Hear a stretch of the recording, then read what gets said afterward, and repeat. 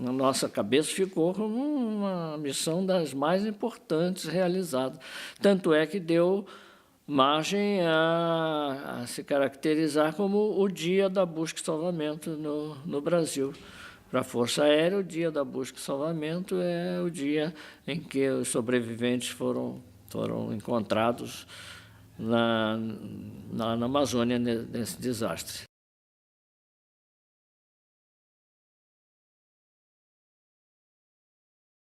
Esta é uma história real de solidariedade, de socorro, de união de esforços e de esperança que aconteceu na Amazônia em 1967.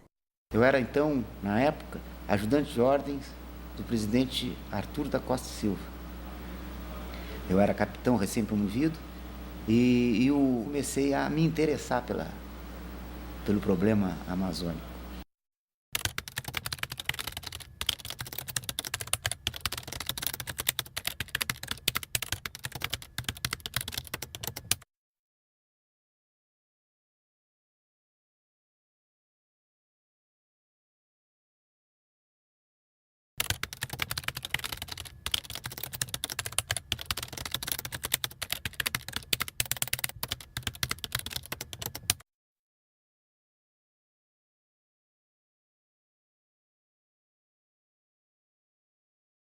Nesse tempo, mestre, havia muita coisa política, muita divagação por aqui. Eu não quero citar nome, nem política, mas havia movimentos estranhos aqui na região.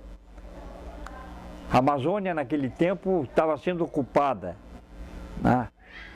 Era um vazio imenso. Neste imenso vazio, uma das maiores buscas aéreas da América Latina vasculhava a floresta em parceria com as comunidades do Amazonas. Quase 2 semanas tentando localizar os sobreviventes do avião C-47, prefixo FAB 2068, que caiu ao norte de Tefé, quando tentava avistar Manaus, após vagar a noite inteira na escuridão amazônica até cair sem combustível. Quase 8 horas de voo. Mas por que o FAB 2068 voava à noite, com instrumentos de navegação defeituosos, com uma tropa fortemente armada com granadas e metralhadoras e uma tripulação que sabia que o acidente poderia acontecer? Para entender a urgência desse voo, é preciso relembrar fatos da nossa história. A América Latina, primeiro explorada como colônia e depois transformada em parte do Terceiro Mundo, estava recebendo tratamento de choque para se adequar a mais uma etapa dos interesses internacionais. Na época, o Brasil era o maior, mais importante e mais promissor país da América Latina. Possuía hidrelétricas, indústrias cresciam, a população reivindicava melhorias e Brasília já era símbolo da modernidade e do poder. Aí vieram os problemas, sérios problemas. Manipulação da opinião pública e financiamento da campanha de 8 candidatos a governador, 15 candidatos a senador, 250 candidatos a deputado federal e mais de 500 candidatos a deputado estadual. Não se sabe quem eram essas pessoas, que cargos ocuparam ou se esses grupos permanecem no poder manipulando o destino do país. Mas a Operação Brodessan era, digamos, a intensificação dessa estratégia norte-americana para o Brasil. Um porta-aviões com capacidade para 90 caças, um navio com 50 helicópteros de combate, armamento e tripulação, 6 destroyers, um encouraçado, 25 aviões para reabastecimento em voo e tropas equipadas com 100 toneladas de armamentos. Toda esta força estava estacionada a poucas milhas do porto de Vitória, no Espírito Santo.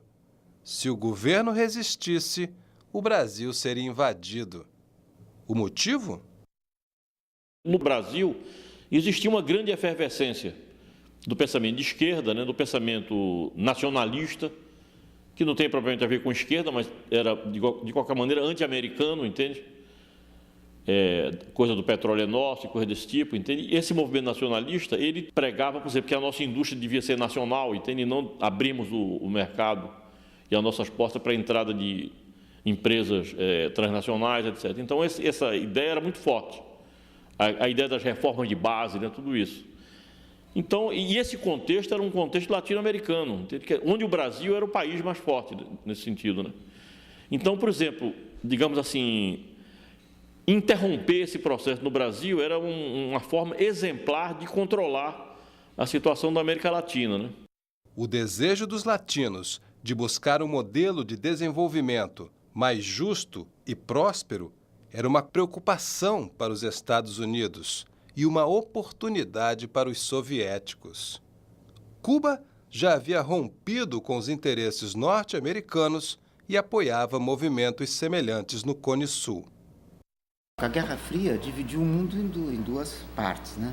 E eu vejo que, por exemplo, o Brasil, particularmente a América do Sul de modo geral, como vamos dizer assim, a maioria da população tem índole democrática.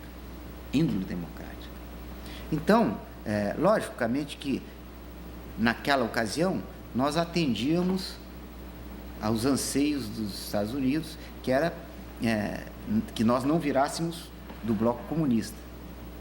Por isso houve até ajuda. Mas eu acho que isso é uma índole da população. Porque é uma grande falácia dizer que aquele pessoal que estava fazendo aí, assaltando banco, e queria um regime democrático.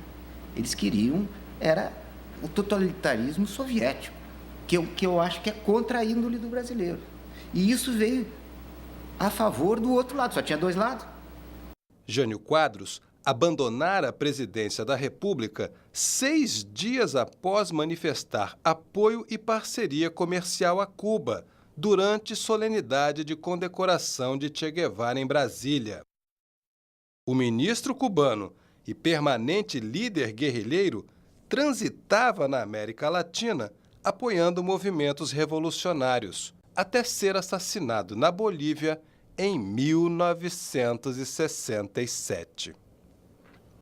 Eu até estive uma missão em Cachimbo, ou noutra ocasião, muito bem sucedida, inclusive, que nós chegamos lá, a casa tinha sido abandonada, mas nós sabíamos que tinham havido cubanos que tinham estado presentes lá falando espanhol, etc.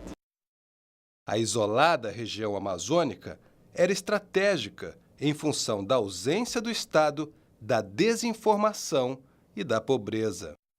Rica terra de ninguém, onde valia a lei do mais forte.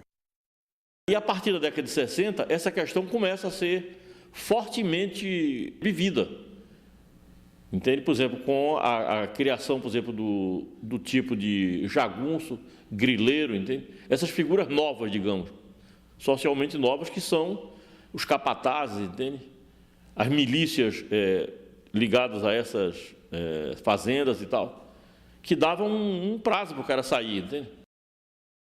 Brasileiros e estrangeiros saqueavam a nação, grilando enormes áreas da Amazônia e tratavam brasileiros sem compaixão, sem dignidade e sem respeito. O fundamento dessa história é o conflito agrário, entende? Que dá até justificativas para o movimento guerrilheiro se fixar e tal, e digamos assim, raciocinar que ali, como existia um grande descontentamento em uma situação de tensão muito grande, seria uma área propícia para uma guerrilha se implantar, entendeu? E ter sucesso, em função do grande descontentamento, exatamente, de uma grande insatisfação, de um grande risco que indígenas, poceiros, entende? Ocupantes, sitiantes, etc., estavam sofrendo ou pensavam que estavam sofrendo, porque às vezes esse tipo de pressão não havia chegado até ele, mas havia digamos assim, essas notícias se espalhavam, né, de que fulano tinha sido expulso, entende? Ou tinha sido obrigado a sair, enfim, essa questão de uma grande movimentação, inclusive temperada com violência, sempre. O conflito agrário e a ameaça na quebra da hierarquia das Forças Armadas colocavam em risco a segurança nacional.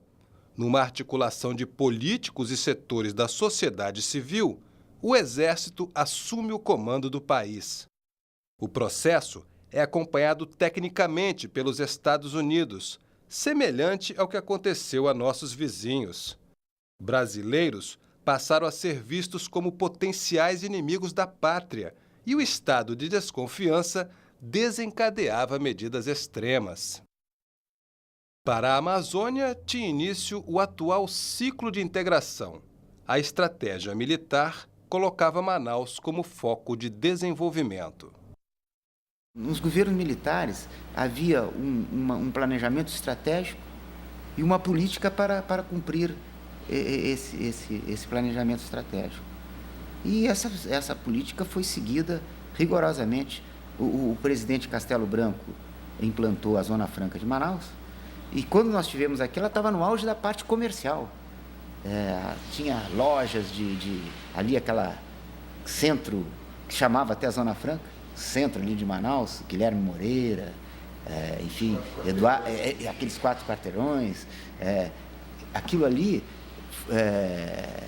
fervilhava de pessoas. E o aeroporto, que não era o Eduardo Gomes ainda, era o Ponta Pelada, também tinha um movimento muito grande de turistas de compra, né, que se chama. Era muito grande. E isso foi uma política que foi sendo seguida por todos os governos militares, e hoje a Zona Franca tem já não é nem mais Zona Franca comercial, hoje ela é um polo industrial incentivado, logicamente, mas é um polo industrial e de grande potência. Tal estratégia intensificou o tráfego aéreo, tecnológico e de brasileiros para a Amazônia. A região, que já havia sido usada por rebeldes, passa a ser esconderijo de membros da esquerda que planejavam táticas de resistência ao governo militar. Em meio a este cenário, um avião militar que se dirigia a Manaus identifica movimentação suspeita próximo ao destacamento de Cachimbo, no sul do Pará. Vai ter início em Belém a missão do FAB 2068.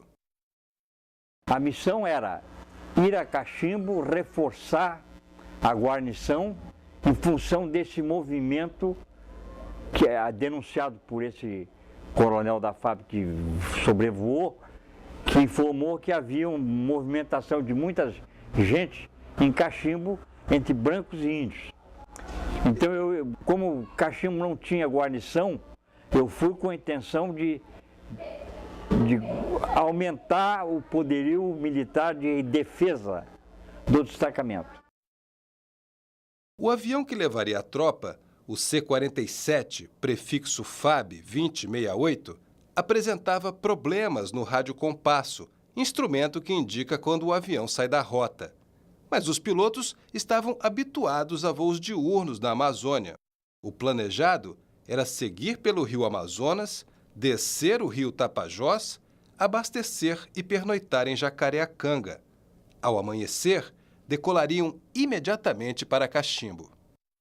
O piloto não ia nem desligar os motores, ele já saía com combustível suficiente para voltar para Jacareacanga, ia reabastecer em Jacaré e não em Cachimbo. Eu desceria, ia para o destacamento e o avião voltaria para não deixar um avião à disposição de possíveis guerrilheiros. Mas quando já estavam instalados em Jacareacanga, foram surpreendidos por novas ordens. O rádio era SMN, Rádio de Segurança Nacional, acima de SOS, SMN, Segurança Nacional. SMN dizia textualmente mais ou menos o seguinte: situação em Cachimbo evoluiu